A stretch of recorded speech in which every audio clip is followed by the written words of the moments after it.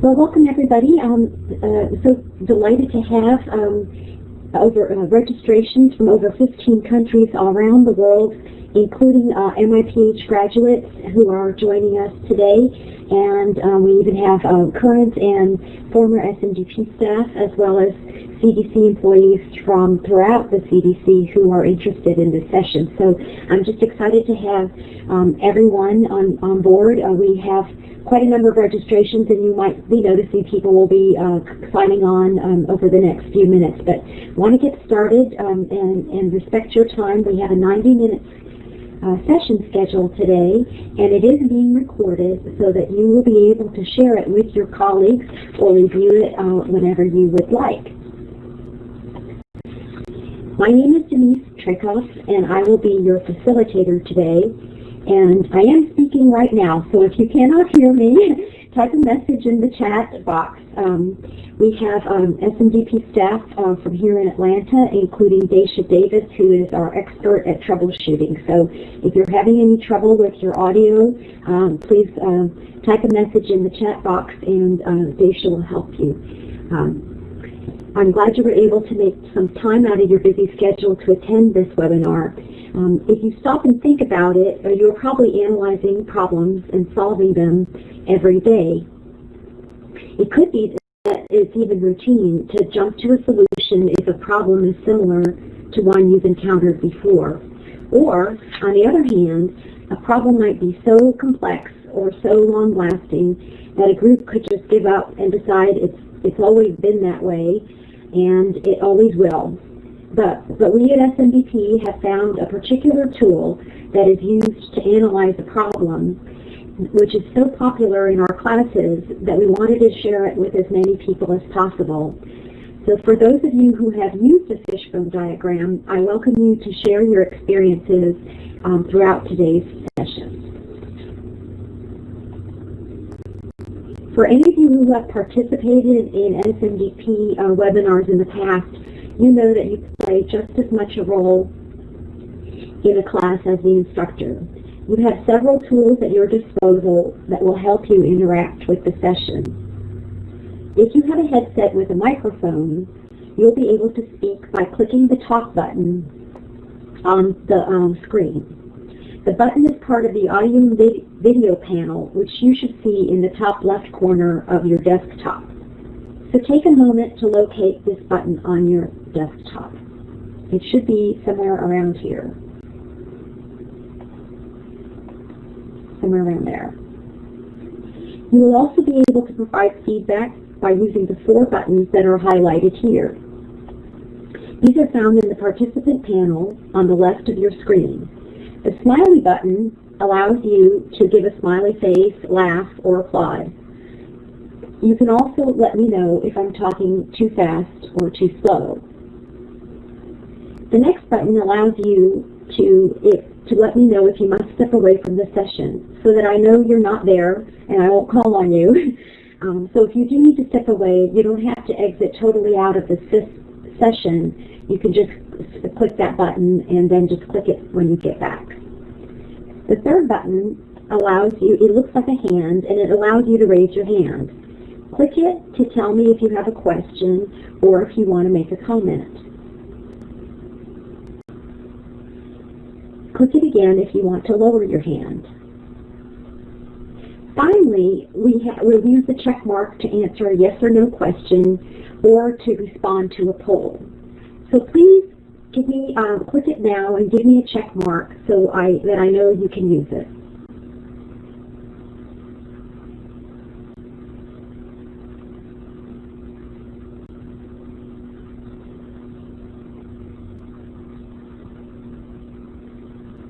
Okay, great. If you haven't found it yet, the check mark should be it's in this panel. This panel should be about on the left side of your screen, somewhere around here.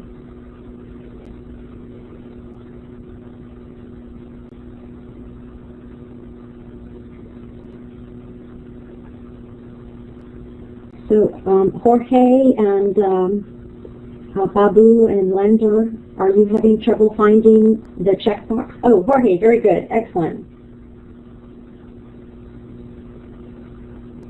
Lender, excellent.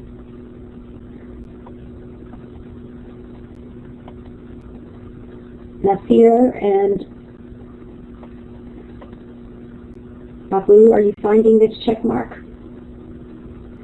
Okay. All right. Well, once you find it, you're very welcome to click the check mark, and we'll keep going for now.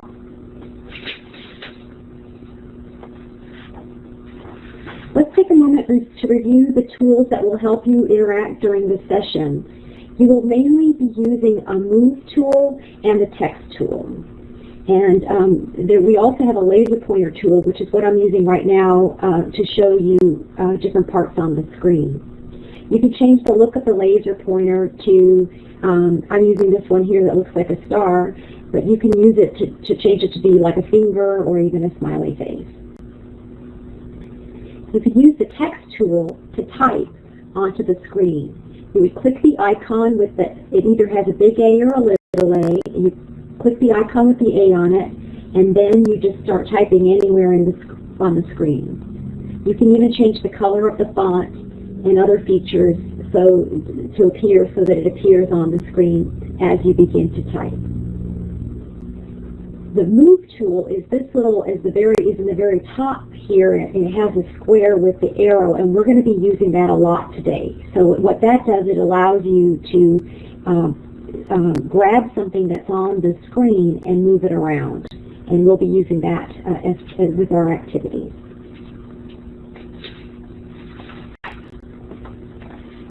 So let's have a little activity right now to get to know each other a little bit, and also to practice using the tools. So use your text tool, which remember it's the one that looks like an A, and click the text tool, click the little icon, and then start typing. Type your name in the box that shows the main projects that you are working on. So if you're working on HIV, you can type your name here, or if you're working in malaria, type your name here. But take a moment to tell us what you're up to.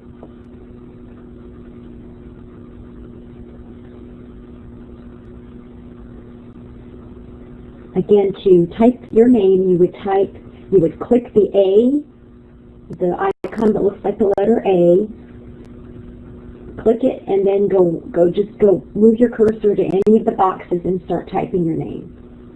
Okay, great. Somebody's working on polio. Wyatt is working on polio.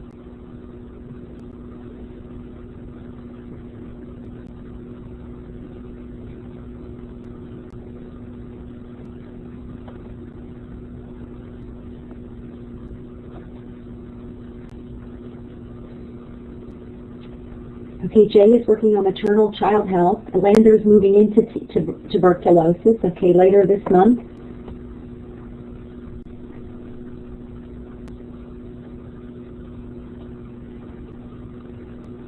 Jorge is also an MCH.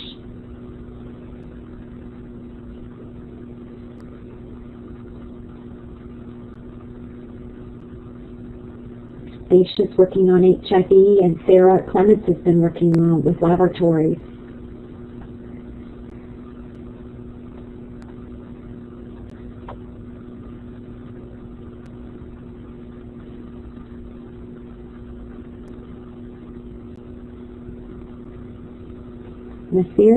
Nasir's working on maternal child health.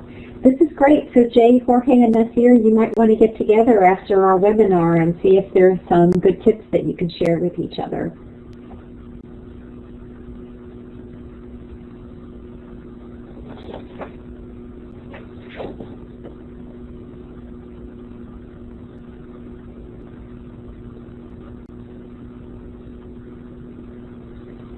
Okay, well that's great. We've got some responses, and we have some idea of what some of the people in class today are up to, and making those connections and getting to know what's going on with all of the members of the community who are participating today.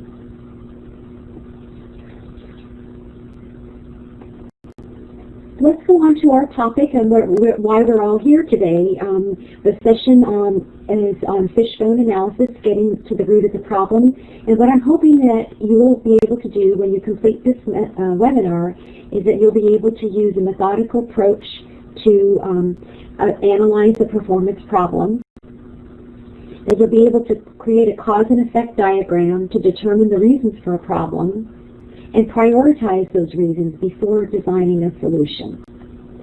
And please feel free to ask questions at any point with your microphone or by typing the question in the chat. So let me just start off by saying most people come to work to do a good job. And I hope you agree. Think about it, and I hope you do agree. If there is a problem, instead of blaming a person, successful organizations start by looking to see if there's a problem with the process. And then they work on improving that process. So much so that there is actually a protocol or a method of working called and a whole set of knowledge, a knowledge base about process improvement. And so you'll hear that term quite a bit in the literature and in organizations who are working and interested in quality and talking about a method called process improvement. So what is process improvement? It's a systematic, team-based, data-based method for improving the quality of work processes. It uses team decision-making to improve processes that affect the quality of products and the services for a customer. So process improvement should be driven by real data and not guesswork. And sometimes, though, and you all know this very well, that sometimes data are not available. Therefore, qualitative methods must be used. So, and the analysis tool that we're going to talk about today is a way of methodically conducting a qualitative analysis. The key to process improvement is making things better for the customer. What we mean by customer is anybody who is receiving a product or a service. So, working in the health sector, it's very common that your customer is not buying something from you, they're just receiving a service.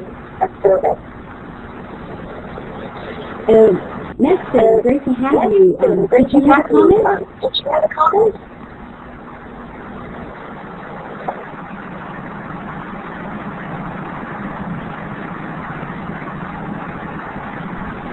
Okay, next then, you turn off your microphone when you are not speaking because it creates an echo. And you'll be able to do that by clicking the talk button that's in the top left corner of your screen here.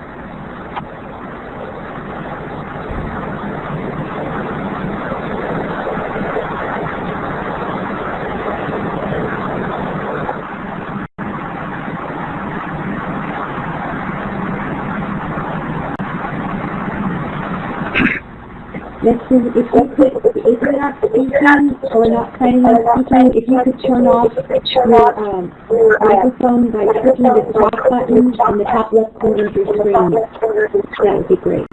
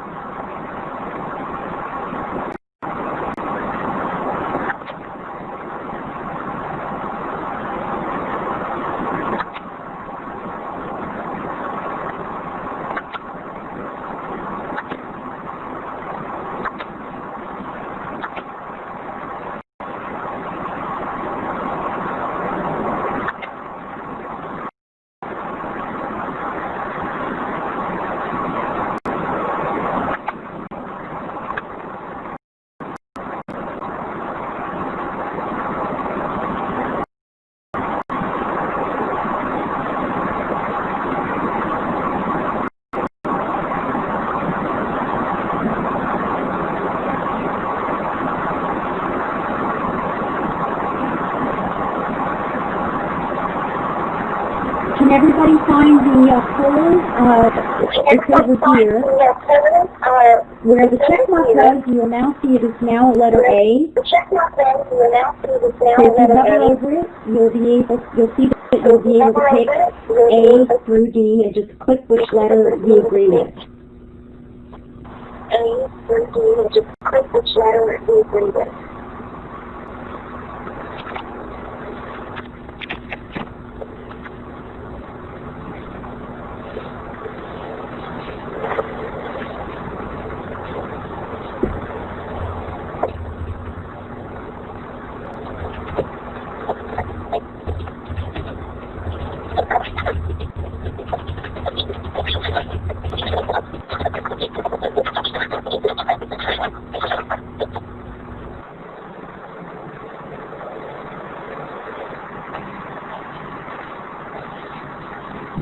Nasir, do you have a question or comment? Do you have a question or comment? Yes.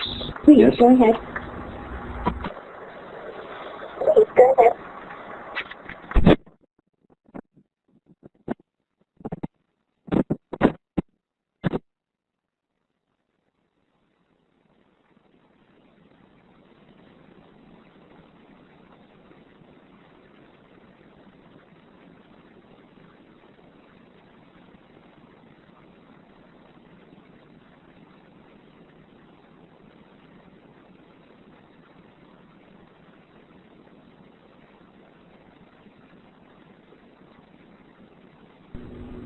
Okay, it looks like we're having a lot of problems with the sound, and I would like to just ask everyone who has a microphone if you can unclick the talk button if you are at this time. So what that is over here.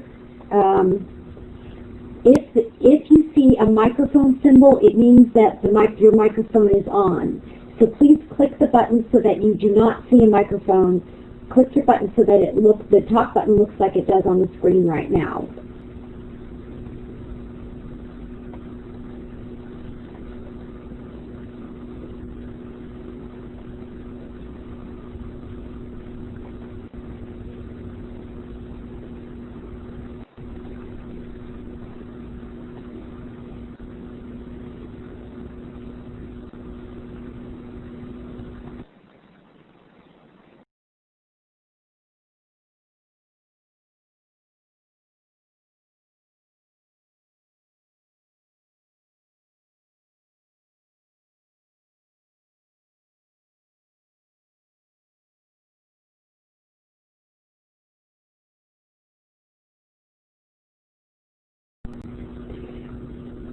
Okay, it looks like some people are saying that the sound is, there's a sound, the sound issues seem to be getting better, so I'll go ahead and continue. So some of you have voted here. Let me show the poll results.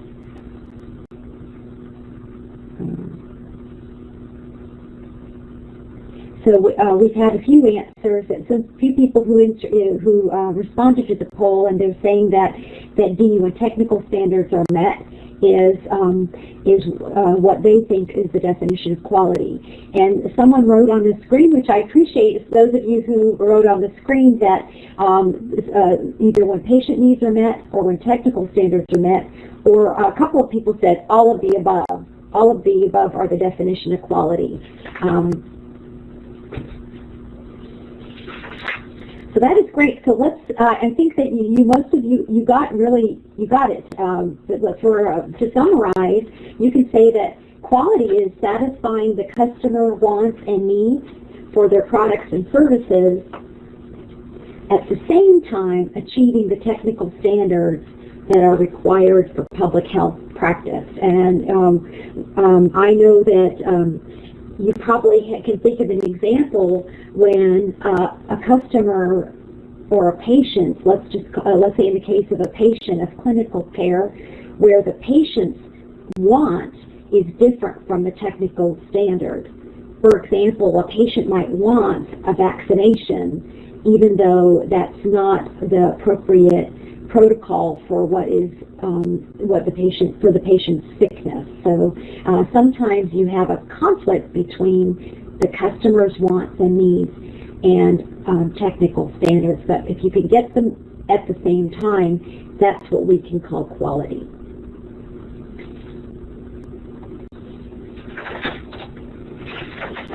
So,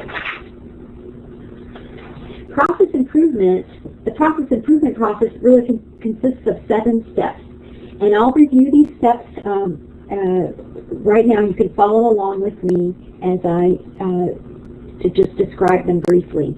The first step is to define the process. And what that means is to clearly understand what process are we talking about. When we talk about, we're having trouble with our immunization process. Does that even include the pre-immunization counseling that a patient might get? What process are we talking about? The second step is to measure it. So then is to measure the process to see whether it is meeting the standards that you have set.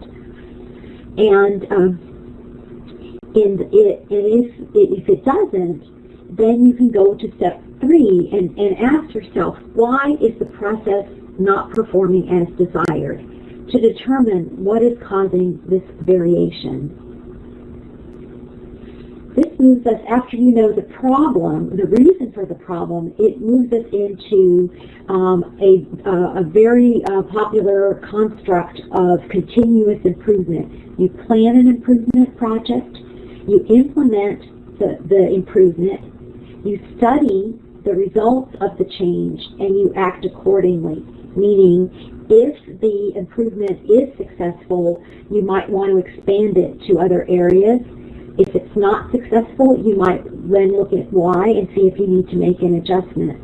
So, and then you can move into a circle of continuous quality improvement so that you are always monitoring and improving the process.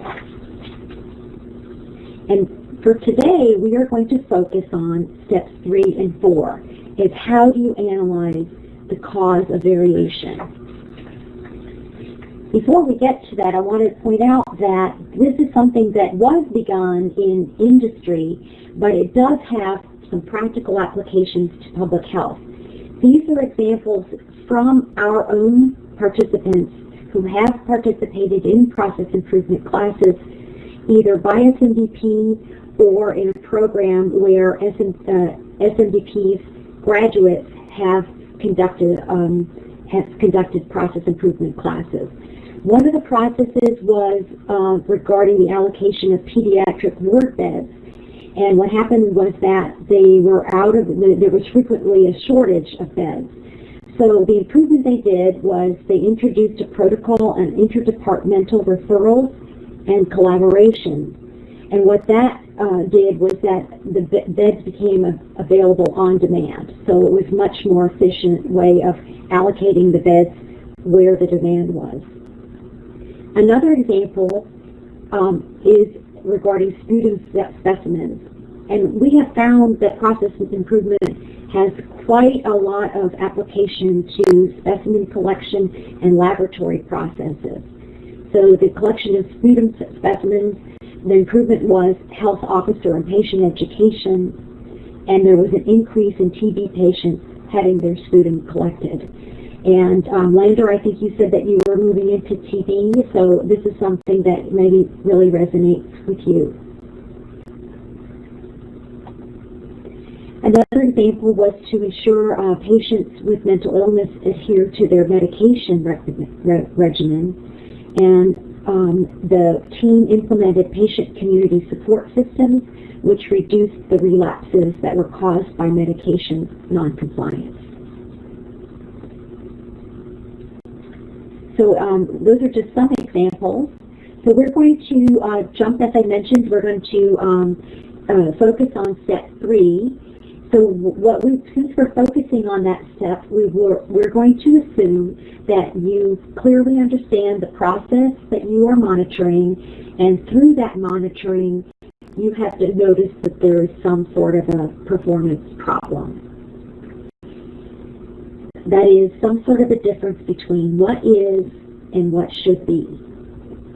For example, you might have noticed immunization rates are below the target in a certain district, or that trainee satisfaction is below the goal you had set for a training program. So we will jump to step 3, and you will stop and learn the cause of the variance before deciding how to fix it.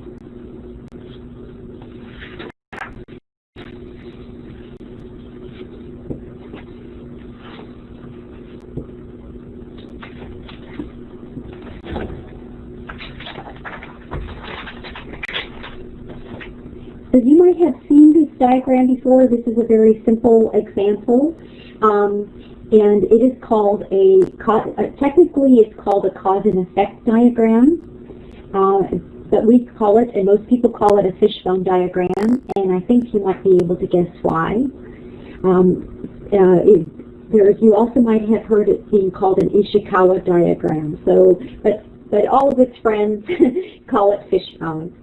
And it works very simple in that what you could call the head of the fish is where you would write the performance problem. So this is the effect, the result. So for example, there's a high, in the example of routine immunization, that there was some sort of problem with routine immunization. The problem that has been defined was that there was a high dropout rate.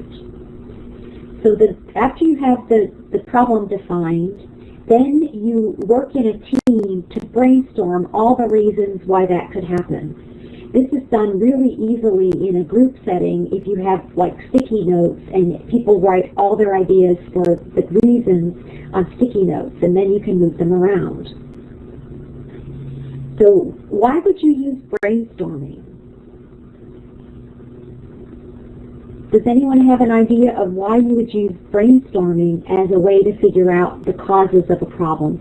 If you have an idea, you can either write it on the whiteboard here or type it in the chat.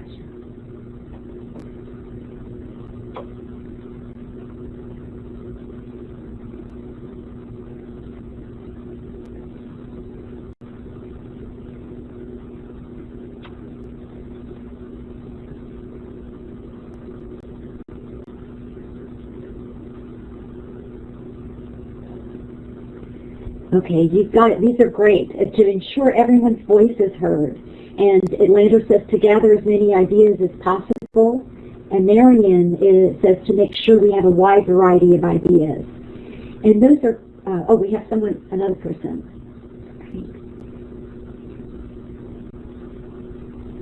Ensure multiple perspectives. Great, you all have it exactly. This is because to make sure that everyone who might have a different, everyone comes to a problem with their own, looking through their own lens. And there are likely, as Jay says, there are likely multiple causes, and the different players will have different perspectives.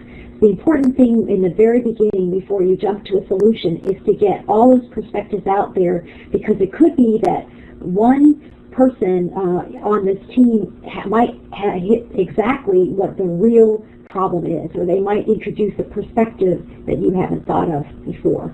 So brainstorming is a great way to start the conversation, which will eventually lead to the best solution. So after your brainstorming, you have all the ideas you have all the, oops, hold on, sorry.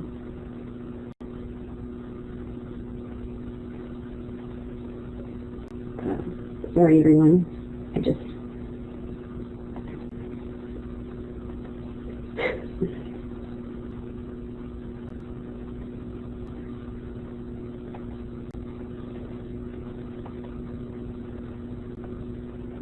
Okay, I don't know if you just saw that there was a little blip just then, so sorry about that. I was just trying to clear your suggestions so that we could do the next activity, and I had a little blip there.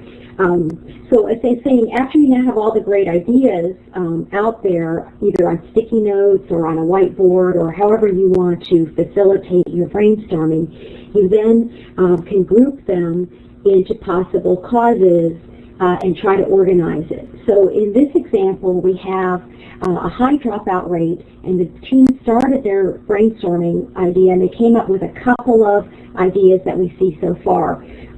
Someone said that there was a high workload. Another person said that the patients were hard to reach. So when you start organizing, you start grouping it in things that that kind of seem like they are similar.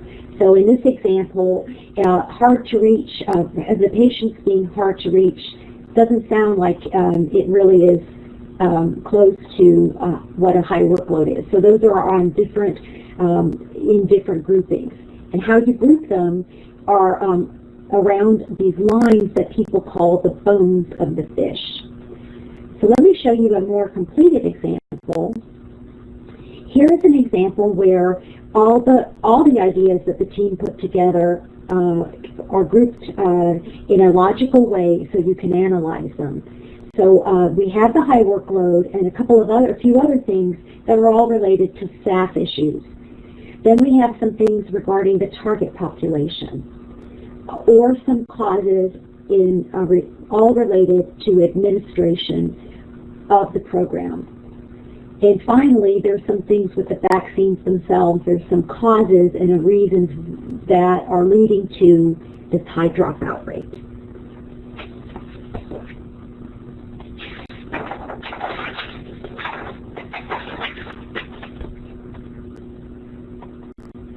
So I'm going to let you practice.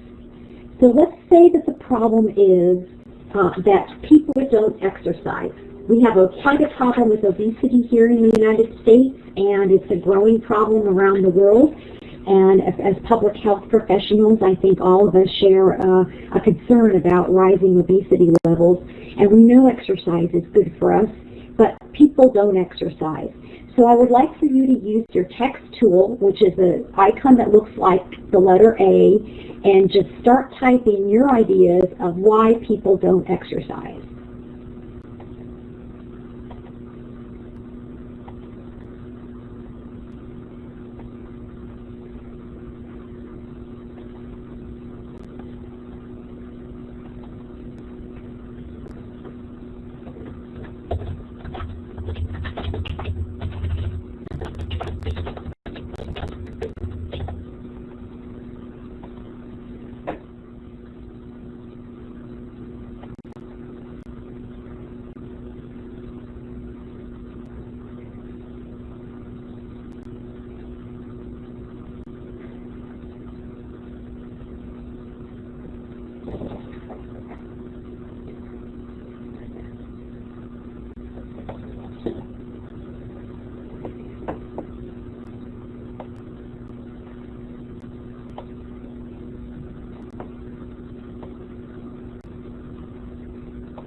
Okay, those of you who if you're done with oh, I love that, don't like to sweat. See, I exercise a lot and I never sweat, so I have a feeling that that means there's something wrong with my particular exercise standards. So we have tons of great reasons here. So now it's time to kind of group them. So now you take your move tool, which you remember it's over here somewhere, and it looks like a little square with an arrow. And just start moving. You can then use it to just grab one of the ideas that your colleagues have had and just start moving them so that they're you're grouping all the similar ideas together. Sorry.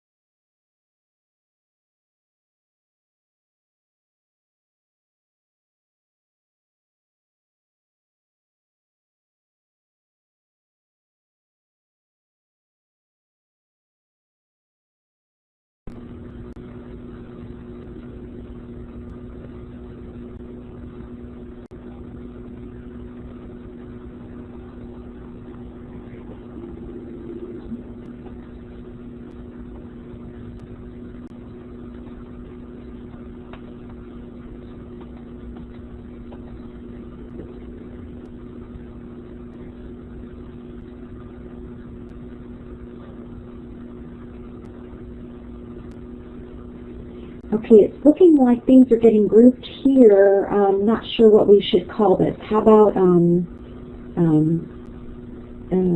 know there's a term for this. We can maybe, let's see. Okay, sorry. Miriam asked to repeat the instruction. And that is, now we have some ideas for why people don't exercise. So I've asked people to use their move tool, which is the square with the arrow, and slide the reasons that seem like they're similar into a group so that they're together, moving them and grouping them near one of these lines, which we will call the bones of the fish.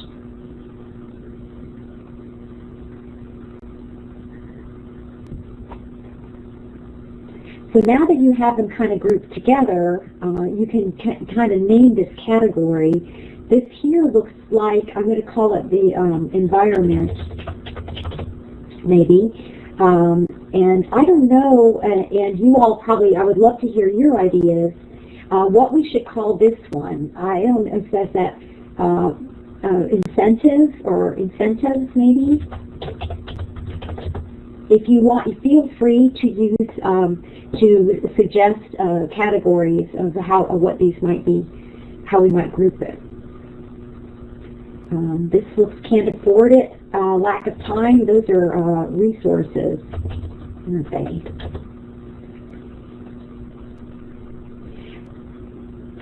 So I hope you get the idea here of what, so now we have a bunch of great ideas, we have them organized, we've gotten everybody's ideas in different perspectives. For example, only one person had put that it's not safe. And that might be exactly the thing that no one else thought of it, but that might be exactly something that you might want to work on improving. So now that you have all these ideas, you can take a look at them in another way. And that is to look at those reasons and think about which ones of those are totally under your control. That there is something that you can do to improve it. And which ones are partially under your control, and which ones are not at all under your control. That way you can reduce all those great ideas to the ones that you actually can do something about. You focus on the ones that are either a T or a P, and you don't waste your time on the things that are not in your control. The things that are not in your control, you can maybe assign to somebody else. For example, if there's a problem with shortage of supplies, then it could be that you communicate with the person who is responsible for purchasing and see if they can do something about that. But you then can focus on the things that you can do something about.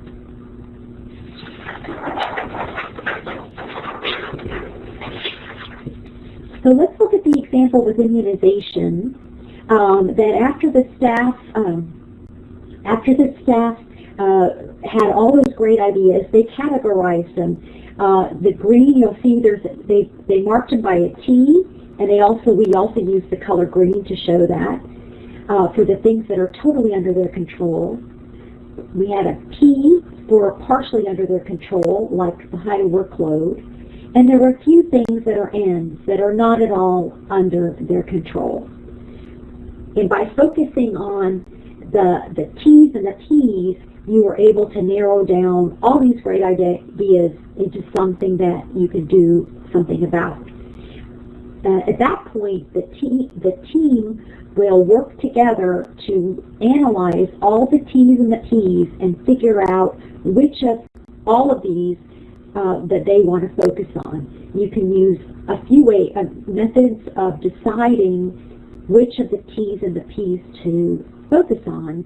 The ideal way is to collect some data and see whether or not the data confirm what your team has identified. So if ideally you would confirm it with data, but what you might need to do is either vote or have focus groups or some kind of way to focus on, to narrow it down to one critical cause. And that's what we will call the a cause that is totally or partially under your control, and that it will deliver an improvement which is expected to have the greatest impact on the customer's needs and their reasonable expectations, and the performance to technical standards, which you remember was exactly our definition of quality. So what we're saying is the critical cause is one of the causes that is either totally or partially under your control, and that will have the greatest impact on improving quality.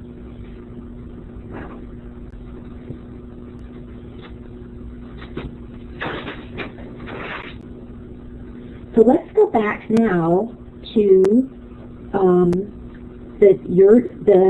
the fishbone diagram that you created about why people don't exercise, and use your text tool. We're just going to do this for a minute or two, but use your text tool to mark either a T or a P or an N on the things that if you were trying to improve exercise with this population, and just imagine a population, which things would you have, which things would be totally under your control, partially under your control, or not at all under your control.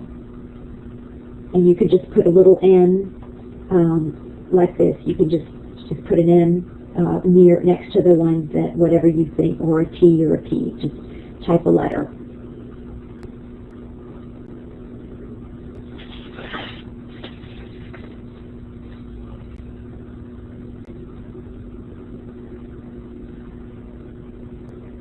Let me do this.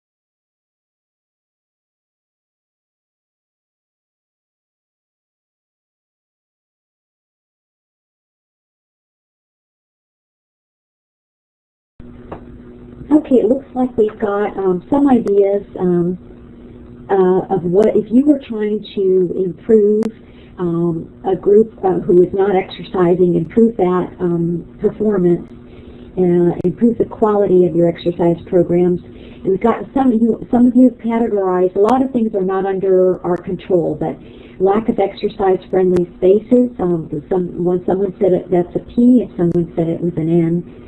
We don't want to be seen by the opposite sex. That could be totally under your control, and they don't think they need to. There's a P. So you see that the ones that are N's, you can kind of set aside, and that helps reduce the causes that you might want to try to do something about. You know, now we can, all of us together can focus on just maybe 3 causes instead of the 10 or 12 causes that were out to begin with.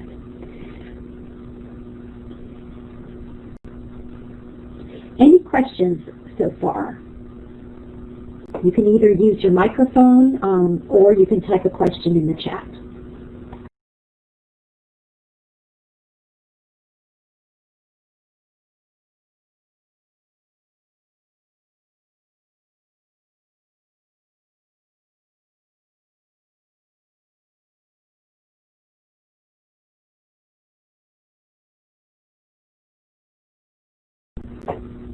Okay, then let's do an exercise. You're going to work. We have a small enough group that I think we can all work together. There's about 14 of us on. So here is our exercise. I'm going to give you a problem. Oh, here's the question. All right, before we get to the exercise, Lander has a question. What do you do when people disagree about whether something is under their control or not? I'm going to first ask if anybody has, and Marion has the same question. If there are different opinions as to whether something is an N, a P, or a T, how is that resolved? So I'm going to give, before I answer that, I'm going to give, put it out there to the group in class and see if anyone has suggestions on answering Blander and Marion's questions, because their questions are almost identical.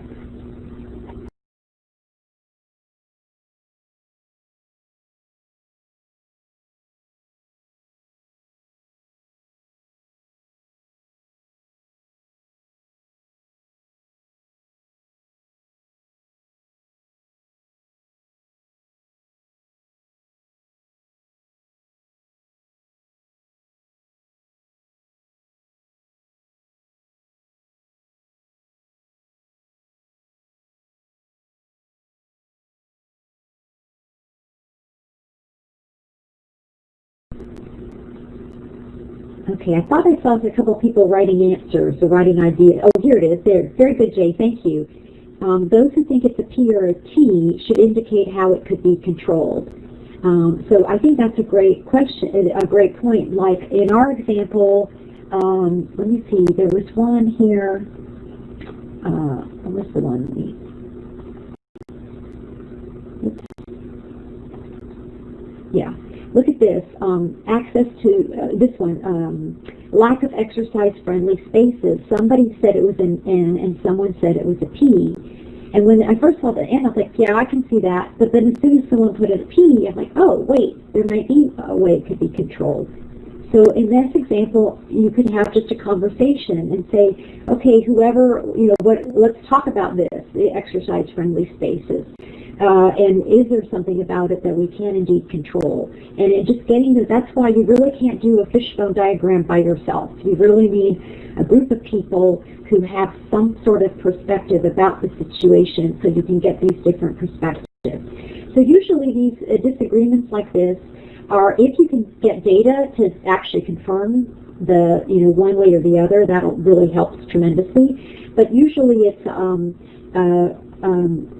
something that is resolved through some sort of conversation. And it could be that if you can't reach agreement, then you decide, okay, we're not going to focus on this as our critical cause for now. We're going to go pick, maybe we'll pick something else then.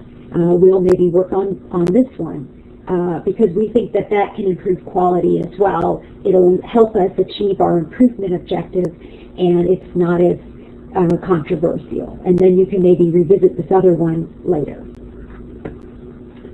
Those are great questions, and clearly it's something that's on a lot of people's minds. So let's try an exercise. I'm going to give you a problem, and I'm going to ask you to brainstorm all the possible causes using your text tool, just like what you did with exercising. And then I'll write the problem in the head of the fish while you're doing that work. And then you'll group your similar possible causes on the bones of the fish using the move tool. And then name the categories of the bones and consider each cause, and using your text tool to say if it's totally in the team's control, partially, or not at all. So that's going to be a lot of imagining because we're going to imagine, since we aren't able to collect data and interview stakeholders, we're going to be doing a lot of kind of guessing of what you think is reasonable. So I'm going to give you a screen here. And the problem that I would like for you to consider is are there poor relationships between clinical and public health practice? So that's what we're going to put. I'm going to put that in the bone, in the head of the fish, and I would like you to just think about all the reasons why there might be poor relationships between clinical and public health practice.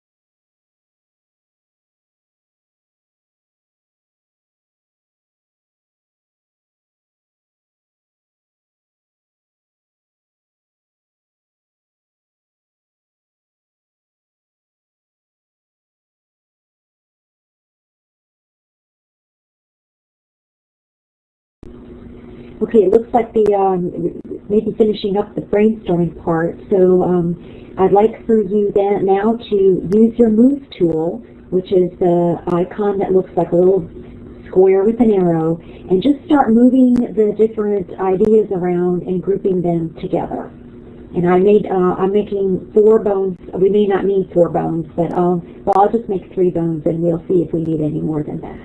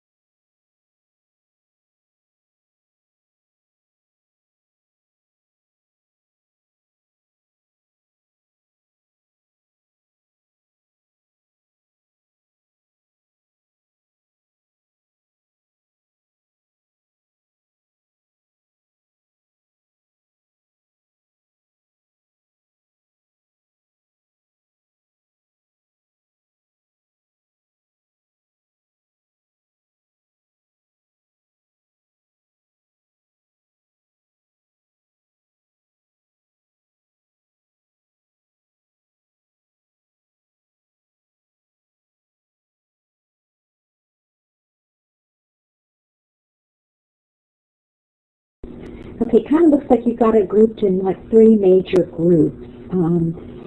We've got this group that says funding constraints and competing interests, and then something here with issues,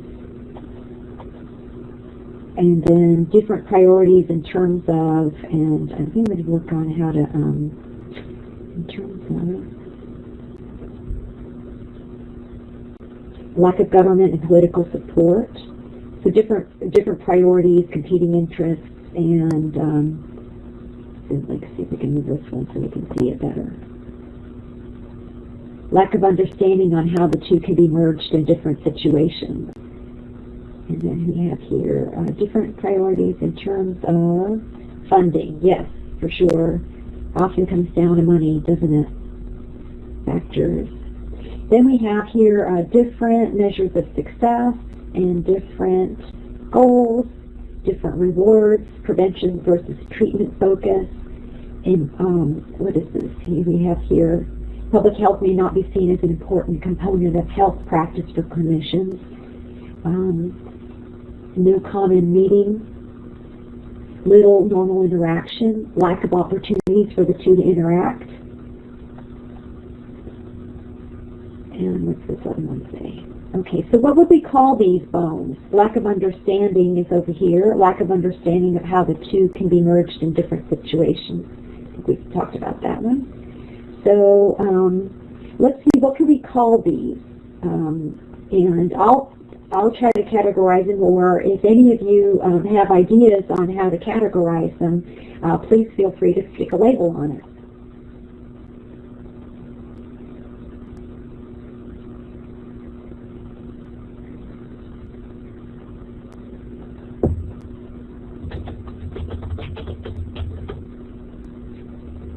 And also feel free to improve any suggestions that I'm making.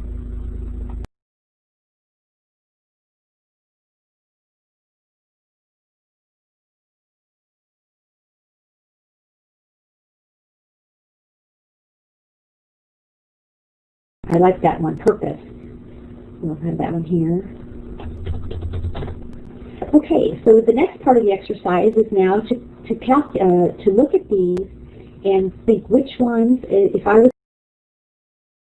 was going to improve this, which of all these causes is totally under my control or our team's control? Just imagine you're on a team trying to improve this.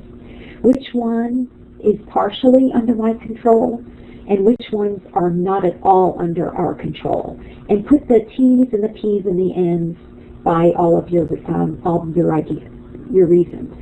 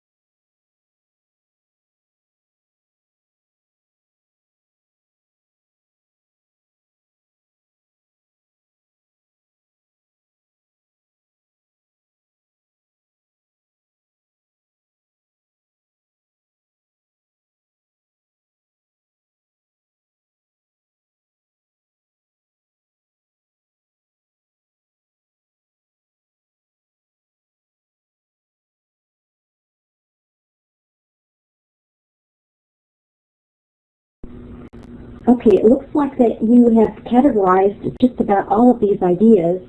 Don't see anything that anyone thought was totally under your team's control, which is understandable because of the nature of the problem that we're discussing. So let's look at all the T's. I don't see any T's, so we've got lots of N's and T's.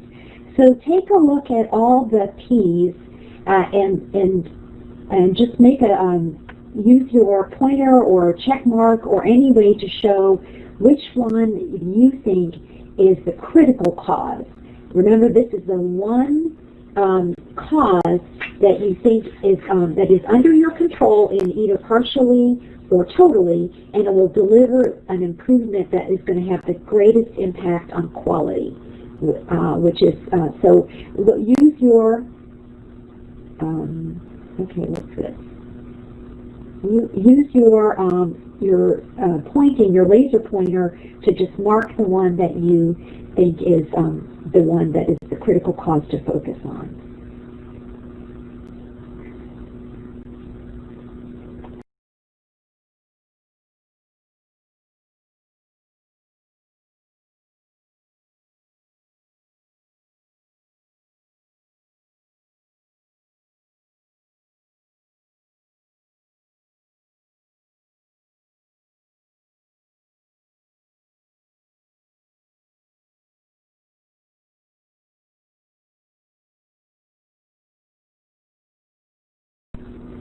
Okay, someone hit it. Looks like they think that relationships, that definitely is seems to be an area that is a critical cause.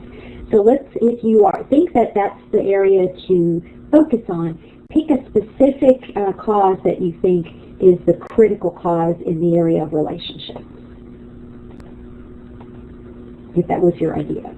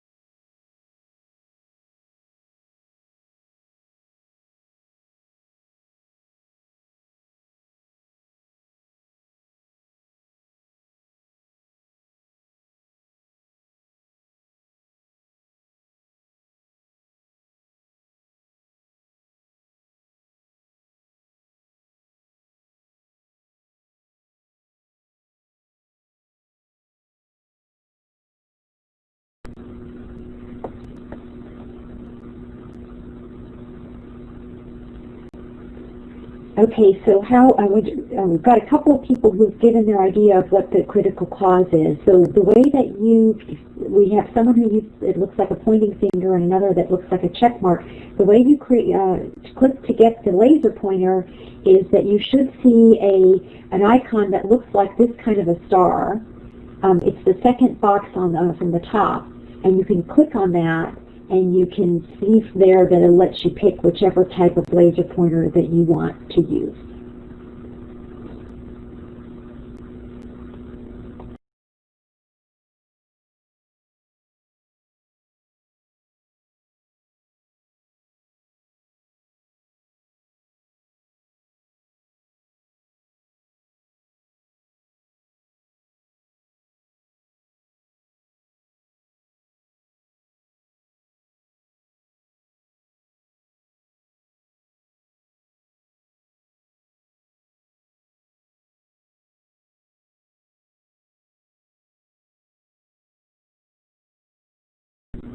Okay, it looks like there is, we have a smiley face. It looks like there is some consensus about the critical cause.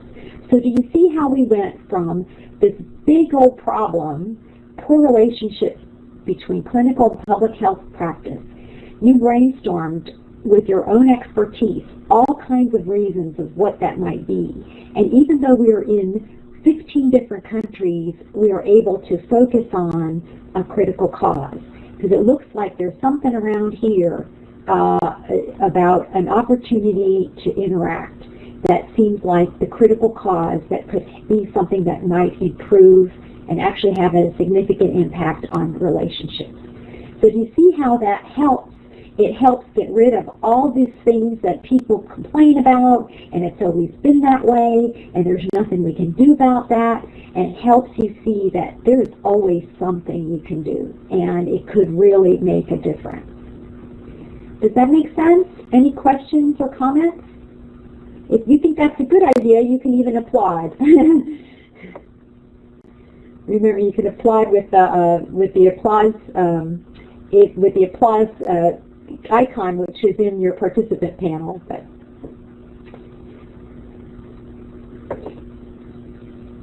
okay, so Jay, do you have a question?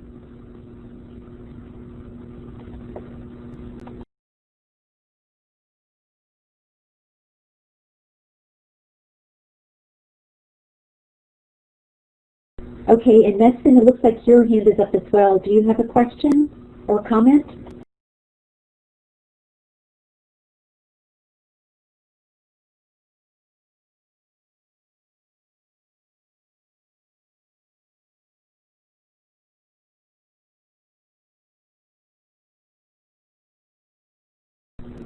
Okay, well, we're not going to leave you with, wow, here's the problem and here's the critical cause. And so that's just a pity. We're not going to leave you hanging like that. You can probably just imagine what we might do next. Before we get to the next step, I'd like to summarize, where are we? We analyze the causes of variation by doing 3 things. We generated a list of many possible causes for the variation. We organized them using a fishbone diagram. Then we agreed on the critical causes, and you verify, as I said, you verify the causes with data wherever possible, or you might do some sort of focus groups or key informant interviews or some sort of way to verify the critical cause. So now you have a good idea of the cause of the problem that you really want to focus on. So now you can think about planning your improvement idea. So we're going on to the next step, which starts the plan, do, study, act cycle.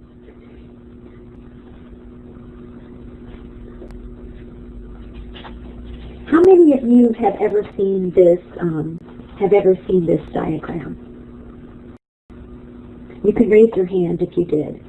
Sarah has seen it. Jay has seen it. Aisha.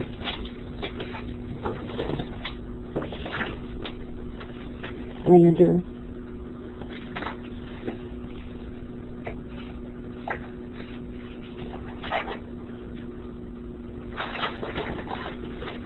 I'm glad to see that it's not news for everybody.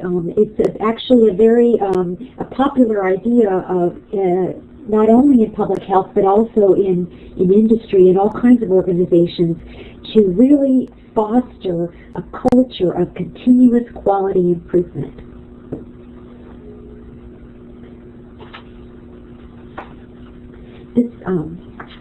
So what do you think we're going to do next? We're going to plan some improvement ideas. So what you do is you think about all of the critical cause that we agreed on, the team agreed on, for the problem of the relationships between public health and clinical practice. You recall that you agreed that it was about the lack of interactions and a lack of a chance to really get to know any kind of normal interaction. So this is what we are going to, based on that critical cause, you now can work on generating improvement ideas. So now you use brainstorming again. You can brainstorm all the possible ways to address your critical cause, and we can list them on the whiteboard using the text tool. And again, you can group similar ideas. and you can, and then we'll just see how many ideas there are, and then we'll be able to multi-vote by using our check mark to pick your favorite idea. So I'm going to give you another whiteboard so that you can just start thinking of all the possible ways that you can improve or have the normal interactions between clinical and public health practice. So here's a new screen for you.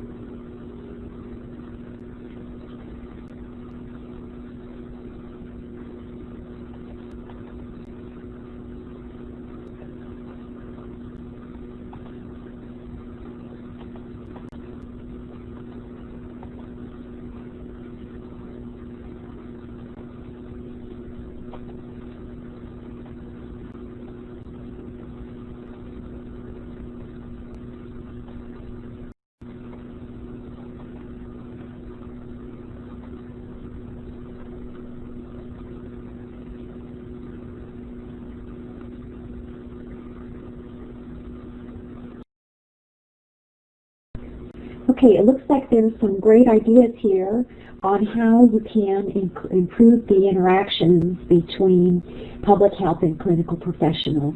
You might have noticed that while you were doing that work, I wrote an improvement objective that, as you can imagine, I just made up. But basically, you would set up an objective that's as specific as possible, following what we all know of good practices for SMART objectives. So based on the problem that you've defined, which was poor relationships between public health and clinical practice, you focused on a critical cause, which was that there was a lack of any kind of normal interaction.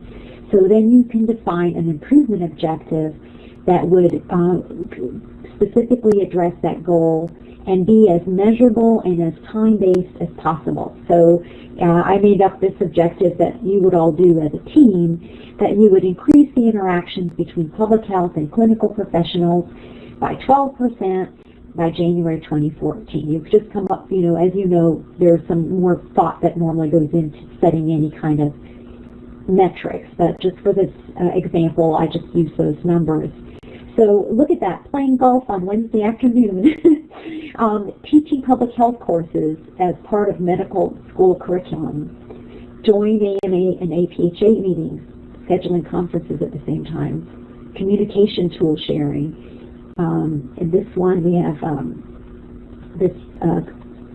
information about public health program and goals with clinical staff, including content on the relevance of one to the other, and some kind of people training meetings.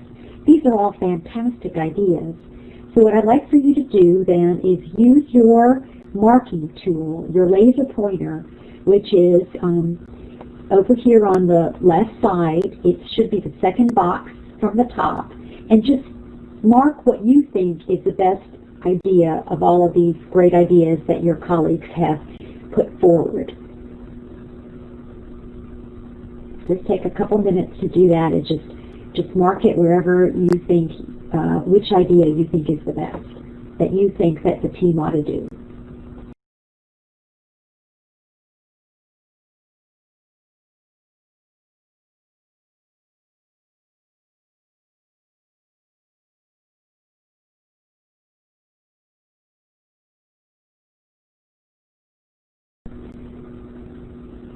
Okay, this is great. We've got, it doesn't look like anybody wants to learn how to play golf.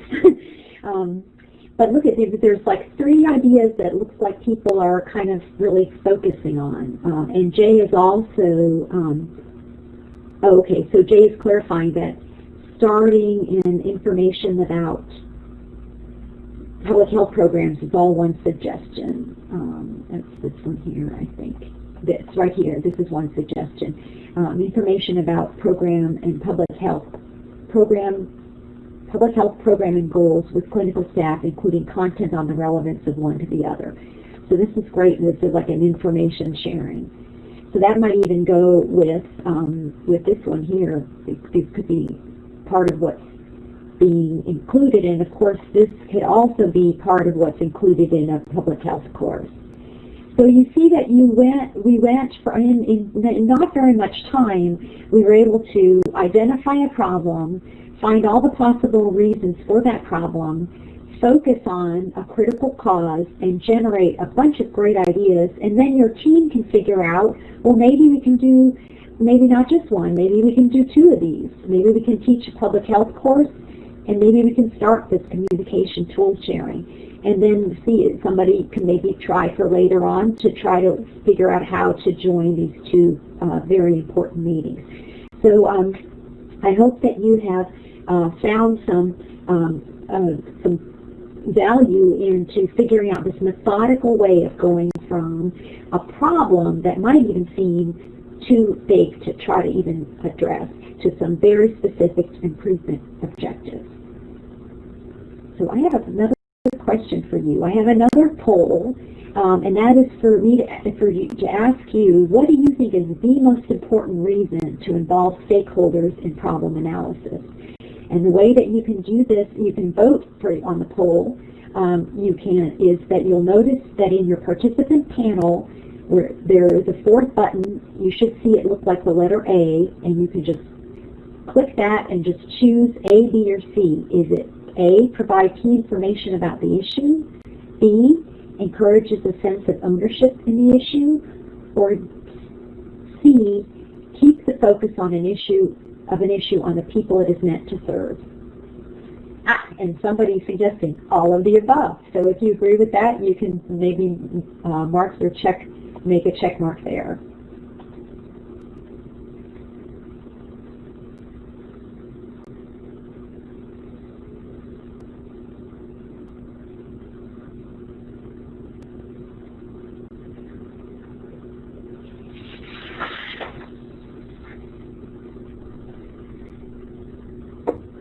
Okay, so we've had 1 vote for B, that encourages a sense of ownership in the issue, and another vote, and so a lot of people really, yes, it is tricky. A lot of people really think all of the above.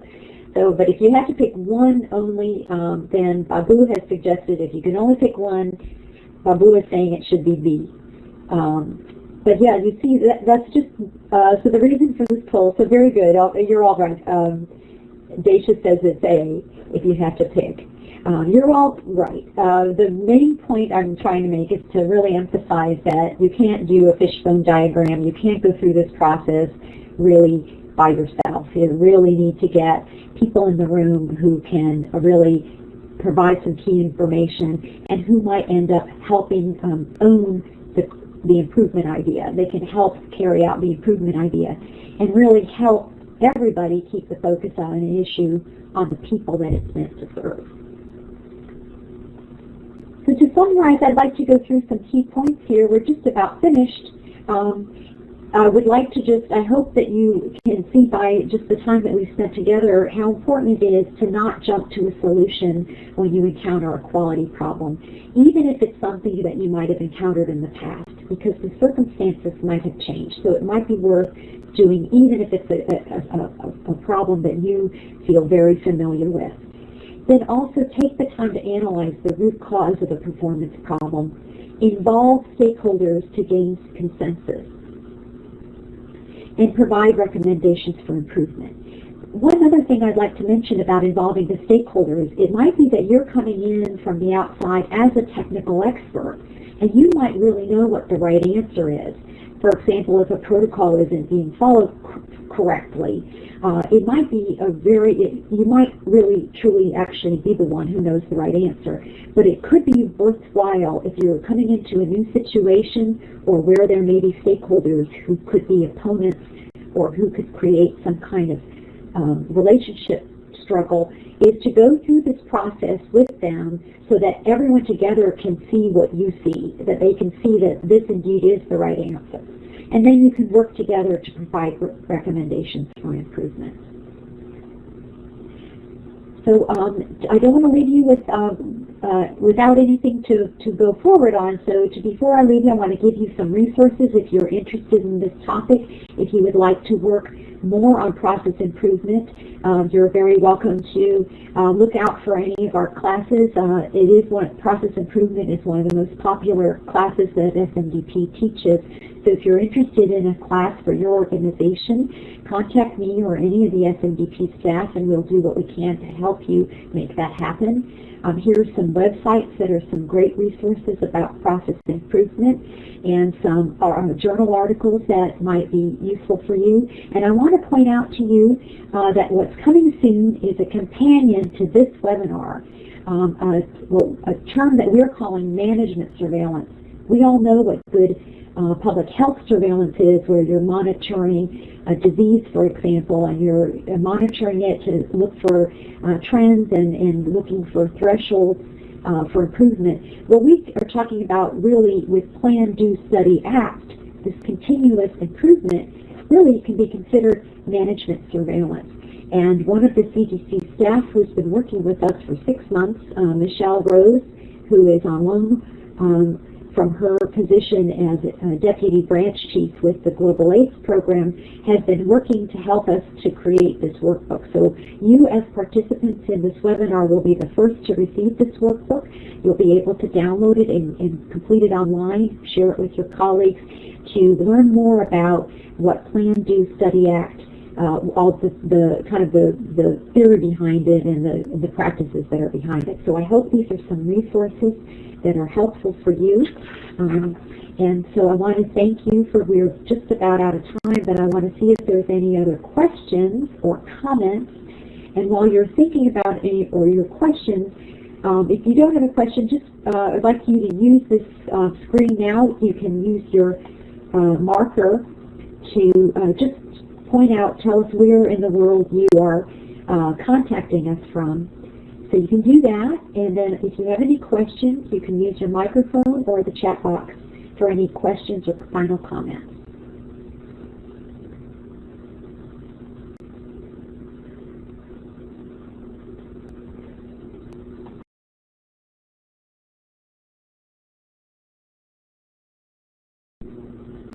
Legal, it's great to have you online. I didn't see that you had come in. It looks like somebody is writing a question, so I'm going to wait to see that. Oh, well, she's just writing thank you. Okay, great.